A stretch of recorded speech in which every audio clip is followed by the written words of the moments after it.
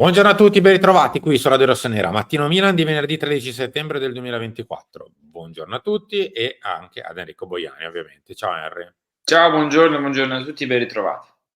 Vigilia di Milan-Venezia e quindi oggi parleremo un po' di partita, un po' di probabili, un po' di cambi che ci sono nella probabile formazione e poi ovviamente tutto quello che accadrà oggi in comune per lo stadio e fuori con l'arrivo domani anche di Gerry Cardinale con quello che è uscito già ieri rispetto ai suoi pensieri sul Milan. Da che cosa vuoi partire, Henry, di queste tre?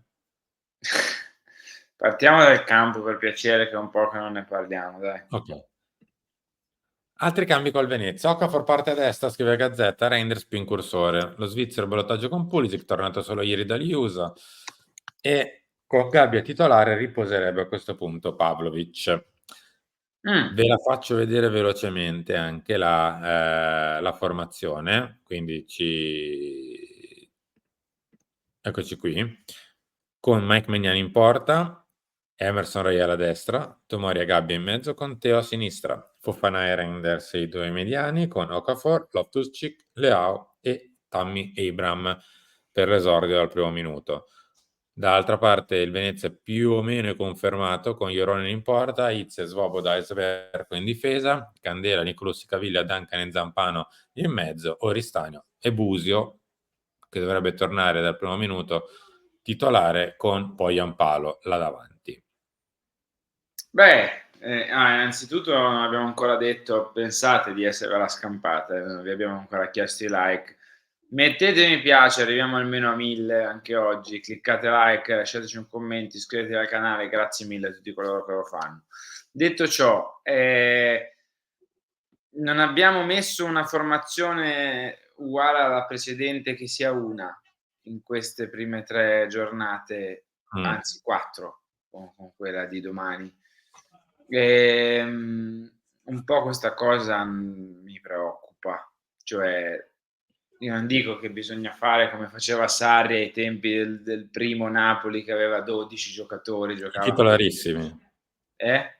i titolarissimi di Sarri. Giocavan quei 12 e quegli altri, cioè potevano anche far gli allenamenti a 6.000, non avrebbero mai visto il campo. Io non dico che debba essere così, però devi averne secondo me 15, 16, cioè non devi discostarti troppo da questo numero qua e quindi il confermare una formazione più volte, dal mio punto di vista è un fatto positivo. Cioè tu ti affidi a quei titolarissimi, sai che, insomma, sono loro che partono dal primo minuto. Poi io capisco che c'è il Liverpool martedì, che c'è il derby e quindi magari qualche cambio si può anche fare, prima della sfida, però il Milan questa partita la deve vincere.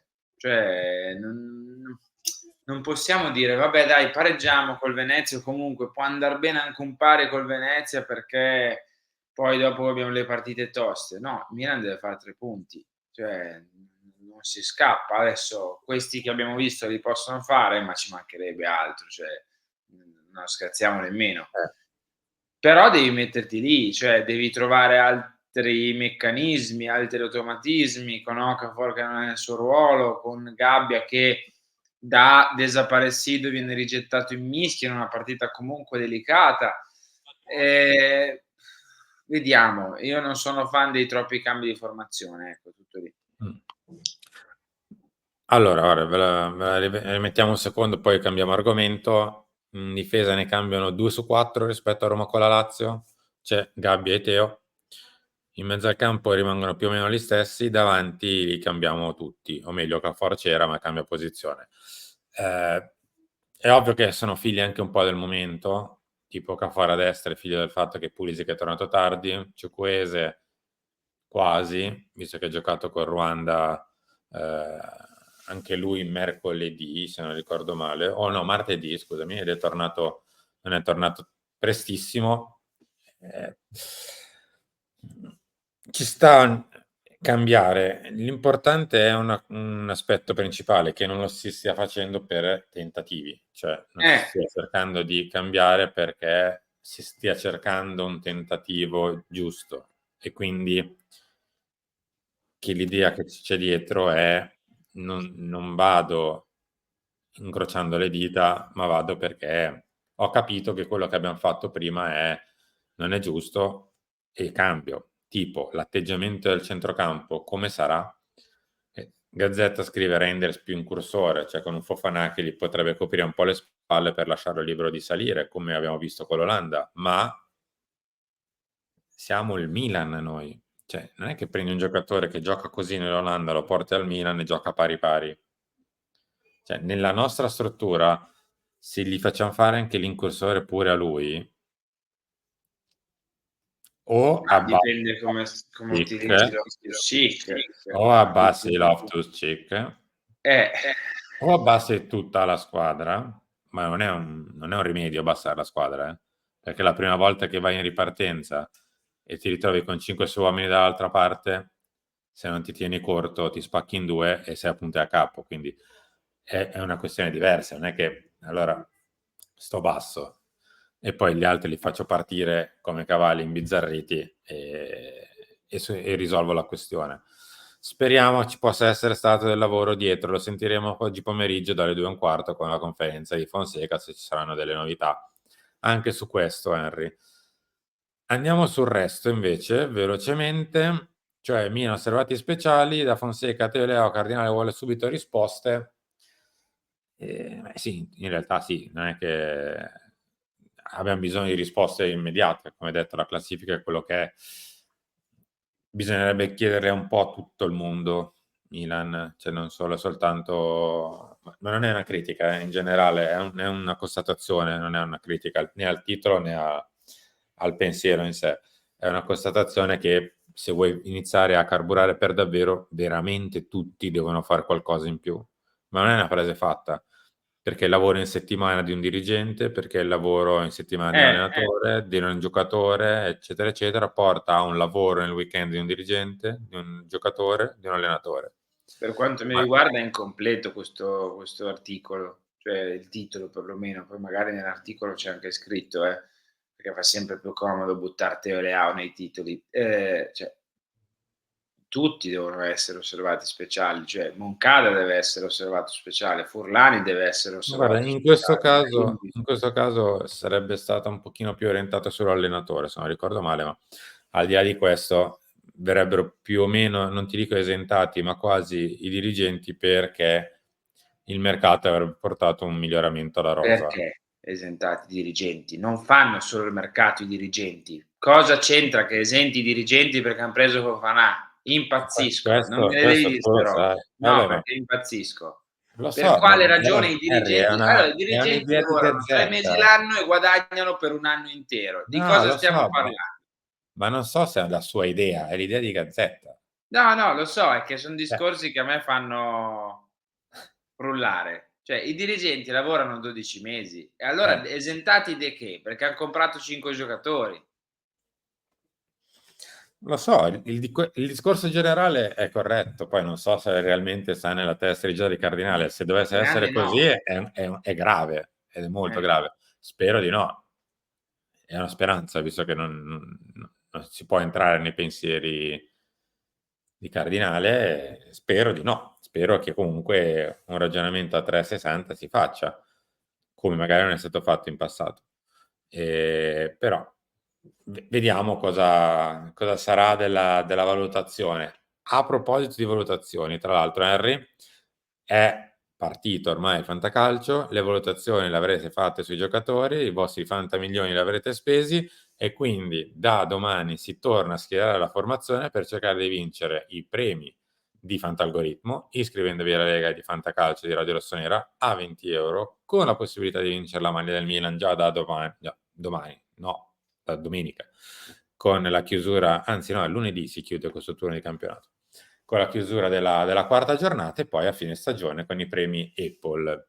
Prima di chiudere vi lasciamo a Fantacalcio, ma poi stadio, perché Henry si torna a San Siro. L'estate sta finendo e l'asta del fantacalcio si avvicina. Fantalgoritmo è il miglior strumento per aiutarvi a scegliere gli obiettivi su cui puntare. Da oggi è possibile iscriversi a una nuova lega di fantacalcio a premi pensata proprio per i tifosi del Milan. In palio ogni settimana una maglia del Milan, oltre a tantissimi prodotti Apple per la classifica finale. Cosa aspetti? Trovi il link d'accesso in descrizione e sulle storie Instagram di Radio Rossonera. Il costo di iscrizione è di soli €20, ma in più otterrai tutte le statistiche e le funzioni premium di Fantalgoritmo.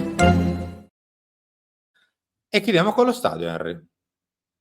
Oggi incontro in comune per Milan e Inter che si ritrovano davanti al sindaco Sala per capire se dire sì, dire no o dire vedremo della proposta di ristrutturazione di San Siro.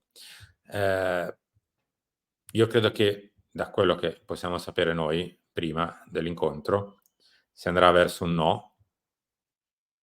Non so se sarà già un no, punto, ma dovrebbe essere un no, virgola, ma è un no.